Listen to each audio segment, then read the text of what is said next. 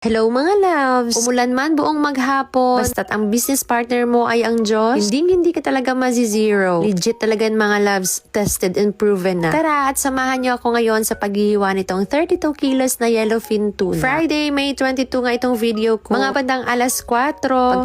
Pagkarating ko dito sa may tindahan, isuot kagad ako ng apron ko at inumpisan ko ng hiniwa itong ating malaking isda. Kahit pa makulimlim yung panahon, hiniwa ko pa rin itong ating napakalaking isda. Kaya dalawa na sa aming mga suki loves ang naghihintay nito. Dahil sa sunod-sunod na paghihiwa ng mga malalaking isda mga loves, hindi ko talaga itatanggi na grabe. Nagangot-ngotan ako na baga. Ilang gabi din ako hindi makatulog ng maayos. Dahil sumasakit talaga itong balikat ko. Tapos sumabay pa ang period ko. Ay, ambot. Sana akong balak uminom ng pain reliever pero nag-inom na lang gid ko. Ako kasi yung klase ng tao mga loves hanggat kaya ko yung sakit. Titiisin ko talaga yan. Dahil hirap na hirap talaga akong uminom ng gamot. Pero ayan, kung titingnan mo, daw wala lang may ginabatsyag. Nakangiti pa rin, masaya pa rin. Daw wala lang problema. May problema man. Pero bahala na si Jesus na. Ito nga, hiniwa ko na nga itong ating napakalaking panga. Na noon, hirap na talaga akong tanggalin yan mga loves sa may ulo. Diyan talaga ako nagkakasugat-sugat ng bonggang-bongga. Diyan sa may palikpik niya banda, talom na dira. Sa ilang taon ko na napaghihiwa, medyo naiiwasan na talaga yan ang kamay ko. Pero minsan, agoy, madali man. Pero maliliit na lang, pero hapdi-hapdi gyapon. So ayan yung biniling panga at saka belly sa atin, pinahati lang ni Mara magkasya daw doon sa pinag-iihawan nila. So na may kinuha ko itong karne, may nakita ko sa comment section na hindi daw ito karne. Basta karne ang tawag ko dito mga loves. Napakagandang karne ng tuna, nakasimpula ng lips ko. Sa mga nagtatanong pala kung saan mabibili itong ginagamit kong panghiwa, bigay lang po sa akin ito ng isa sa mga taga-suporta natin from Davao City. So sa Davao ito galing mga loves. Pati na rin yung pamukpok, dun din galing. Kaya sa mga taga-suporta ko dyan from Davao City, kung alam niyo kung saan mabibili itong ating kutsilyo, at yung pamukpok natin, please paki-comment naman. Salamat! Maraming nanonood sa atin na naghihiwa din ng isda at ng karne. At nagtatanong sila kung saan ko nga ito nabili. Kaya pakitulungan naman ako please. Salamat, Gid. Ito yung huli kong hiniwa mga loves, itong karne. Pagkatapos ito, tumulong na din ako dyan sa pagtitinda. Maraming salamat sa lahat ng mga bumili. At ito na nga lang yung natira sa ating 32 kilos. Sunday ko na ito nahiwa mga loves dahil ng Sabado, May 23, grabe. From 2 p.m. hanggang gumabi talaga mga loves. Hindi talaga tumigil yung buhos ng ulan. As in buhos talaga, malakas na ulan. Wala din ako dito sa may tindahan dahil nagpahinga ako. Pero habang nasa bahay ako, sabi ko nga, bumuhos man ang ulan. Sa oras ng aming pagtitinda, wala ko gawori. Dahil alam na alam ko na kahit umuulan na hindi talaga mag-fail si Lord sa pagpapadala ng mga mamimili. And yes, hindi kami na zero. Marami pa rin yung bumili. Kaya maraming salamat, Lord. Yung negosyo na hiningi mo, pinagpipray mo, si Lord ang business partner mo. Tiyak na tiyak talaga ako na hindi ka na mangangamba pa. Kung may bibili o wala. Legit mga loves, hindi ka mazi-zero. Magtiyaga ka lang, sipagan mo lang. Samahan mo ng malaking paniniwala na ang Diyos ang mag-provide sa lahat at wala ka ng iba pang problemahin. Ingatan at mahalin kung ano yung pinagkaloob sa'yo. Yun lang at isa na naman